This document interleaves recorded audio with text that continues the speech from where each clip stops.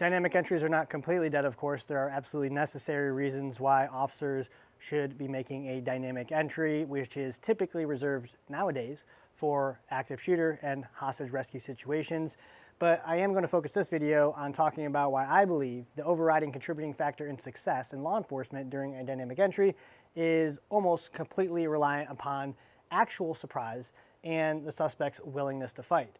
I am going to go over dynamic, surprise, scenarios that are what I would consider a basic layout scenario to explain the impossibilities of CQB, what happens to officers on contact inside of a residence, go over some body cameras, officer testimonials, some officers from around the country that are on SWAT teams and their experience with dynamic entries and what they're doing now and why, go over some of my personal experiences, and I will also talk about diversionary devices and kind of the misconception behind utilizing them in a CQB environment on the law enforcement side, including the policies and the law, the practicalities involved with continuing to deploy diversionary devices throughout an objective, all while trying to maintain momentum or maintain speed, which is basically a very important aspect of moving dynamically. So when we talk about dynamic, if we ask SWAT officers, what does dynamic mean to them? What are some of the things that you use during a dynamic entry to gain a tactical advantage and utilize speed, surprise, and violence of action? And the things that they will mention is diversionary devices, maybe explosive breaching multiple entry points at the same time, breach and hold, or porting windows, porting and banging windows. Those are all things that they could utilize because they have special weapons and they are trained on special tactics to assist them in gaining a tactical advantage and maintaining speed, surprise, and violence of action. But when you ask other teams what dynamic means to them, most teams, tactical teams, warrant teams, whatever the case may be, don't have, one, the training, and two, the access to the same equipment. So they would not give you all of the same criteria, but what remains constant, regardless of who you ask on dynamic, it basically is an indication of how fast we are moving throughout the structure. So a lot of the videos that you'll see, officers are doing a dynamic entry, and basically, whether it's for narcotics or I guess even a wanted person, they maybe knock and announce the door, they breach the door, and then they're trying to move throughout the structure as quickly as possible, and that's basically the extent of it. Now, I don't want to necessarily use the word quickly to articulate what dynamic means, but I will say that most people would agree if you're moving dynamically, you are trying to continue your momentum forward without delay. The more we delay momentum actually physically moving forward, then I would argue we're starting to shy away from actually moving dynamically. So if we are pieing thresholds or using other equipment to search areas, well, then that's not necessarily a dynamic entry. So if we asked SWAT officers what surprise meant to them or how they gain surprise in a tactical situation, whether it's a warrant or whatever the case is, they would say things like, well, we try to utilize stealth, right? We try to maintain an element of surprise by not notifying the suspect of our intentions or where we're at in that particular moment. And so basically, when it comes down to a warrant, that's not knocking and announcing our presence, but having the ability to breach a location and quickly move inside, right? So if we can do that, we can remain a level of covertness, then we are probably going to, at least at some level, make sure that the suspect is unaware and hopefully unprepared for the things that we are about to do. Other things that they may talk about is deception, right? So if we are doing a simultaneous breach, either on the front or the back, and maybe we are entering at two entry points or we're breach and holding, the idea is, well, maybe the suspect inside, even if he does know that we're there, doesn't necessarily know what's happening. And so in that situation, we can also either maintain or gain a level of surprise in that situation. Also, distractions, diversionary devices, using bang pulls or things like that to grab the suspect's attention, disorient him, distract him. Again, either maintaining or gaining an element of surprise in that situation. Now, when we are conducting CQB, whether we are moving fast or we're moving slow, the whole idea is that we are identifying and mitigating threat areas and doing that by providing lethal coverage on these threat areas when they are presented to us. So in this very basic layout, which is a drawing of the layout of a house that we were searching at one point, I'm going to demonstrate how you would, using the principles of CQB, clear these rooms, okay? So clearing this hallway here, now the hallway is only wide enough for one individual officer to fit in the hallway, meaning the hallway is not wide enough to fit side by side. So because this is the first open door that we have been faced with, we are going to make entry into this room. Now, when we make entry into rooms, we always send at least 2 people into that room. So as we do that, it would look, something like this. First guy goes in, second guy goes this way, and about the time the second guy is making entry into, the third guy is picking up long, followed by the fourth guy making entry into the room. Everybody's hitting their pods and doing all that stuff. And maybe this guy's sucking back into here, okay? That is the basic fundamental process of taking a room, and I don't really know of any other logical way of doing it or any other trained way of doing that. Now, that works out just fine when the standard does not exist and he's not actually ready to hurt you. But if we put the standard in a room who's holding a angle and ready to attack that angle at the first available opportunity, well, as soon as the 1 and 2 guys start to make entry into this room and the suspect starts shooting, well, he may miss the first guy, maybe he hits the first guy too, but he's probably definitely hitting the second guy, so maybe he's going down here trying to orient himself, and then the third guy is hopefully still trying to do his job and picking up the threat and hopefully dealing with the threat. But the point is that officers in that situation get shot. Now, if we were presented with a situation where maybe we've cleared this room and now it's time to either come out back into the hallway, or maybe we're set up something like this and these officers are going to advance down the hallway, there's maybe a couple different ways that you could handle this problem here. So if we're coming down the hallway, again, typically 2 guys are, well, not typically, but actually 2 guys are going to enter a room at a time. And so this is a way of doing that, where the 1 and 2 guy would go here, and about the time the 2 guy is clearing, 3 and 4 guy would come here, okay? So that is a way of handling that problem. Another way that I would say is probably appropriate or valid if you want to make this kind of decision in this situation is that the first guy would actually not make entry into, we'd only make entry into one room, but we call it eating the doorway, eating the threshold, and cover the back without actually making entry. And in doing so, we are actually delaying or increasing the time in which it takes us to cover both areas. So the first guy would go here and he would hold on that, eat that, and about the same time that's happening, these 2 guys would make entry here, and the third guy would squeeze up and they would make entry together into that room. That's also, I would consider, an option in that situation. You're going to have both areas covered faster than if you sent 2 guys into one room together waiting for the other 2 guys to make entry into the other room. Now, the problem with this, what I would consider a very basic layout and identifying and mitigating threats and doing the best that you can to not get shot, is that if the standard is in either room, well, let's say, for example, we utilize the first method, these first 2 guys go into here as that suspect has their back, as this officer is attempting to get there. But remember, it's only big enough for one officer to fit in the hallway, so he has to wait for them to clear, and he's already shooting. And now, again, hopefully, if these guys are shot, or whatever the case may be, these guys are shot, this third guy is picking up coverage and doing his job, and we minimize the levels of destruction in that way. Now, the other potential thing that could happen is, instead of officers just kind of choosing the wrong direction, but choosing the direction in which the suspect isn't, is that these 2 officers make entry into, or attempt to make entry into this room, but as soon as the suspect sees an officer, is presented with what he thinks is, in his eyes, a threat, a body part, whatever the case may be, he starts shooting, which what probably isn't going to happen is this officer is not going to make it into the room. Maybe he goes down, maybe things happen, but this officer here is definitely not making it to provide any type of coverage if this officer is engaged. Now we're kind of in a pretty bad situation where now we're being shot at from here, but also our back isn't covered, so that kind of sucks too. Not that there is really ever multiple shooters, but it's definitely something that you should have to account for.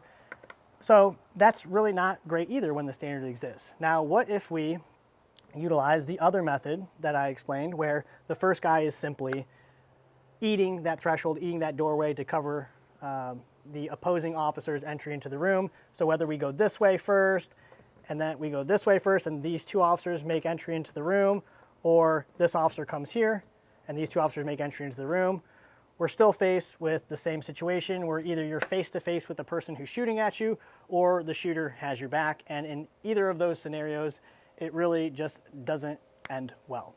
Now, that is explaining the impossibilities of CQB, because this is a very basic layout to which there is actually no legitimate solution, right?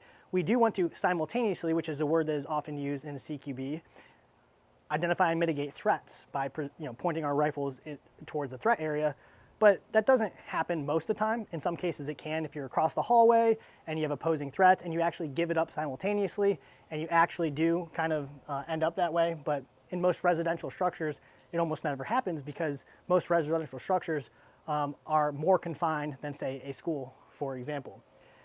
Diversionary devices. Whenever I kind of explain what I would consider, again, a basic CQB situation and the problems that are involved here, I would say, we'll just say highly trained people have told me flashbangs. They would deploy diversionary devices into these rooms. Now, if you are utilizing speed, surprise, and violence of action, and you say, well, speed is indicative of continuing momentum without pause, that's a problem, right? In law enforcement, we can bang, let's say this is the entry right here, we can bang the entry point, we can bang other windows, but for us to be in a position to continuously bang rooms as we're continuing momentum, it just really can't happen. That's why you don't see it. And the reason is because, one, it takes officers time to get to their diversionary device, actually get it in their hand, prep it the way that they're supposed to, and then that officer also is supposed to actually look where he's placing the diversionary device. So you're not supposed to be throwing a diversionary device over someone's head, throwing it down the hallway. You can in exigent situations, but the process really is step, look, place, right? Not throw deep into the room, but actually see where you're placing it so that you can not deploy the banger if you see something that indicates you probably shouldn't. Maybe it's a kid or whatever the case is, an elderly person sitting in a chair on a couch or whatever that is, right? Maybe you don't want to deploy a banger in that situation. There's also legal implications that if things don't go the way that they're supposed to and you deploy the banger in which your policy and you're trained not to, well, then you could have some legal implications for doing that, and that's not going to be good for the officer. So if we are going to deploy bangers into every room, we can, but we have to do that once we gain a foothold. Officers are not going to walk around a structure with a banger in their hand, because every officer needs to be ready to actually engage a threat with their weapon system.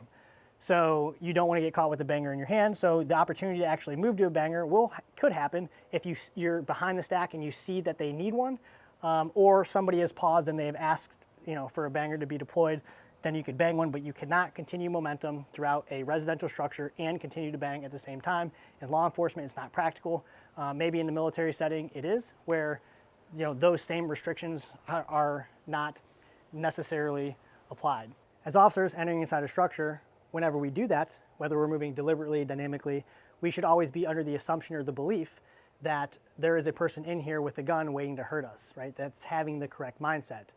Well, when we are inside of a structure and officers are involved in engagement, for example, the suspect at the first available opportunity engages officers as soon as he sees them, there's maybe a gunfight and he kind of disappears and we don't know if he's hit or not. Well, if we enter the house moving dynamically, then why would we not continue to move dynamically down the hallway and bang these other rooms, since we believe, or some people do believe, that that is your security, that is your safest approach to the situation. Instead, what we actually do is, in that situation, is we disengage and we set up a perimeter, right? So what I always say, the thing that I say is, if we are going to execute a certain tactic on a suspect we know is armed, well, then we should probably think about executing the same tactic on a person who could be inside the house that we believe is armed. So going over some of the body cam footage that I believe leads to actual surprise and the suspect's willingness to fight being the contributing factor. So if we look at Ogle County SWAT team in this specific situation, they had called into the suspect a bunch of times, he had threatened suicide, whatever the case is, but they believed him to be armed. Now, when the officers actually began their approach, they came from around the garage and they moved up to the door. Now, and what they did was they breached the door and they threw a banger inside. Now, their tactics at the door could have been a little bit better. They could have actually went up and propped the door open, the first door, so that they didn't have to stand 2 officers in front of the door to hold that open. So then they also could have, in that way, conducted a tactical breach instead of a non-tactical breach. But nevertheless, it would not have mattered what the suspect intention was at that point. Would less officers have gotten shot, because there were several that did? Potentially, right? But as they go to deploy the banger inside, or they do deploy the banger inside, about the time the banger is going off, now the suspect starts shooting. So, you know, it's a good thing that they didn't actually make it inside in that situation. So did they have speed, surprise, and violence of action? I would say, well, the way in which they approached the breach and actually did the breach and deployed the banger aligns with the principles of speed, surprise, and violence of action. Again, that could have been done a little bit better. Calling into the suspect, 20 times and not getting a response, do you still have the element of surprise? And then the question needs to be asked, well, then should we actually be deploying this tactic in that situation? So if we look at Las Vegas Metro, now this was a warrant, I believe, for a murder suspect. And in this situation, the officers are out on the porch, and the officers on the porch start announcing themselves several times. And I believe there's probably, a miscommunication in the window breach and the officer at the door. The window breach starts happening, and then the officer at the door goes, okay, well, he started window breaching. I better start actually breaching this door. So about 5 hits, he's breaching the door. And before the officers actually make entry inside, a banger is deployed through the window team, which is over here, right? And the officers are right here on the porch. So the banger goes off, and from the officers on the porch, it sounds like 1 bang, but from the officer at the window, it sounds like it could be a 9 bang. I'm not sure if that's the case. But nevertheless, right before, I think it's 1 hit before the officers actually make entry, the bang goes off, which is, pretty good for timing purposes, although maybe it was incidental. So the banger goes off, officers make entry, and what's waiting for them in terms of what we would actually kind of want in a situation where we are hoping to gain an element of surprise is an unaware and unprepared suspect, I would say, who's on the couch. And I guess he was sleeping right before this happened. And even though a banger simply just went off right where he was sitting, and potentially a 9 bang, he still decided to raise up or kind of present a firearm and shoot. He actually shot the shield at the window team, and he actually shot the officers making entry. The initial officer got shot, I believe in his holster, maybe in his hand or something like that. And so maybe we argue, well, you lost the element of surprise because the window team breaching, it didn't quite align, or it took us 5 hits and we couldn't get in there in time. But I would argue that the overriding factor in whether or not that was successful had really nothing to do with the things that they did, because the things that they did were in practice correct, right? And why would a suspect still fight in that situation? I mean, is it better that the suspect was in the back room and the banger was going off and the window was being breached right there? I think the best thing that could have happened in terms of a distraction and in terms of catching a suspect unprepared and unaware, or if he is not currently unaware or unprepared, we have now influenced him into that condition because of all these things happening, but yet he still had a willingness to fight, and therefore he did. If we look at now Richmond, Virginia, officers quickly move up to a residence for a narcotic search warrant. SWAT officers, they breach the front door, and because they were moving with speed, surprise, kind of violence of action, and breach the door, they were able to identify a suspect across the kitchen and with a rifle or handgun even. He pointed it at the SWAT officers, I guess, and they engaged him, right? So because they were able to kind of move quickly, maybe that's a validation for speed, surprise, and violence of action. Now, the problem with that is that they actually didn't do that. They actually spent 3.5 minutes at the Bearcat announcing themselves before they moved up, right? There is this, idea that if we don't move quickly in law enforcement to conduct a dynamic entry, now we are allowing the suspect an opportunity to prepare himself, right? So had the officers actually, in which cases some cases this is true, moved quickly and done these other things, and actually done that, then that would also be used as validation for the success of dynamic entries, would it not? Now, if we look at officers' testimonials throughout the country, I'm not going to go into absolute detail on who the officers are, the city that they work in, or the actual agency that they work for. But I will give you the state, I will give you the amount of people, the population in their city, and read you what they wrote. Indiana, 115,000 people, No to dynamic on dope. Stopped 6 years ago when we realized it wasn't worth getting someone shot on our team over. Contain and call out, breach and hold. Depends on the intel and the suspect's locations. They've had no shootings since contain and call out started on dope warrants, and that was 6 years ago. Colorado, 124,000 people. No to dynamic entries on dope. Unknown when they switched, but they utilized the NTOA standards. So at least for the past 3 years since he's been on the team, typically they surround and call out, sometimes breach and hold. And he also mentions this, which is true, is that the dope guys don't like to come to them to run their warrants because they know that SWAT is going to not do a dynamic entry to try and save narcotics. They're going to do a surround and call out.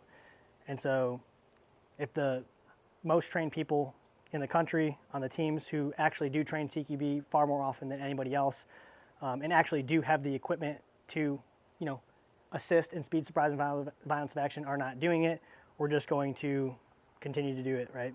So we have Oregon, population of 60,000, no for dynamic entry for dope. They stopped in 2016 after recognizing cops were getting shot around the country, doing dynamic entries for evidence. We took the priorities of life and added evidence to the bottom of that list. The new method, depending on a lot of things, we'll either surround and call out, breach and hold, breach and fade, port and hold windows, and they have also layered those options amongst one another, and they have had no shootings since they started doing that. Now, personal experiences, the city that I live in, I think it's like 2.5 million people.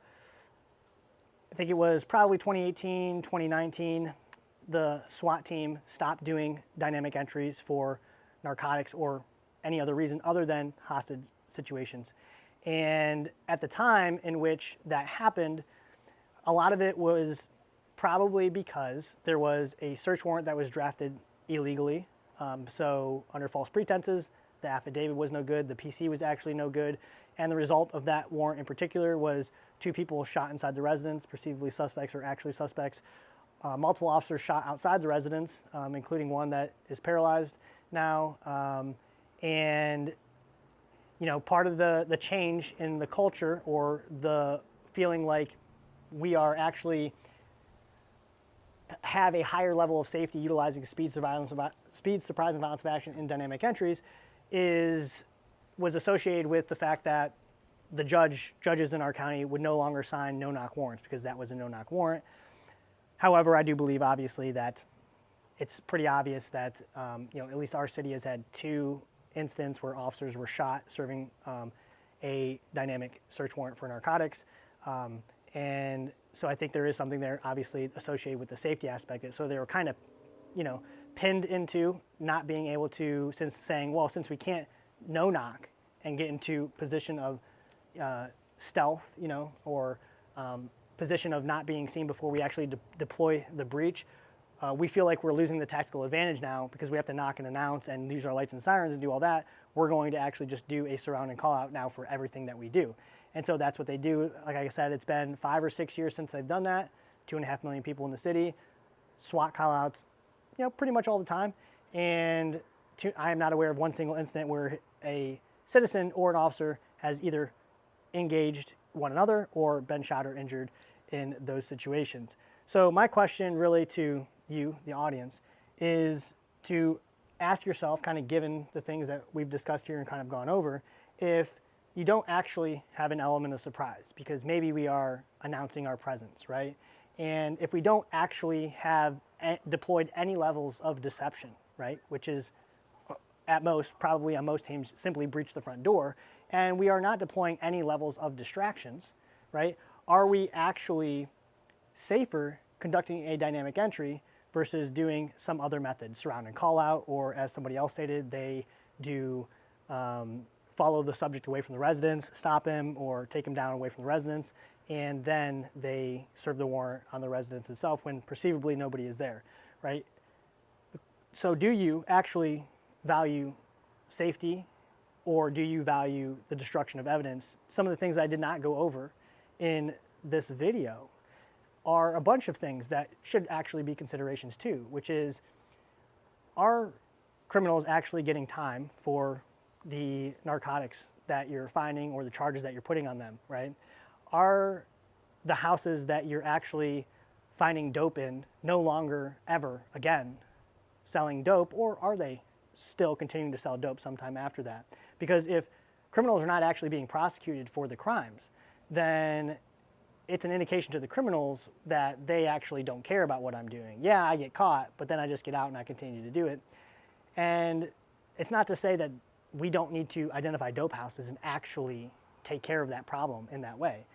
But we should be able to assess and determine greater levels of risk and determine whether or not we want to continue to do the thing that is not the safest, which prioritizes evidence, or should we actually consider officer safety in these situations over the destruction of evidence that at times isn't even present.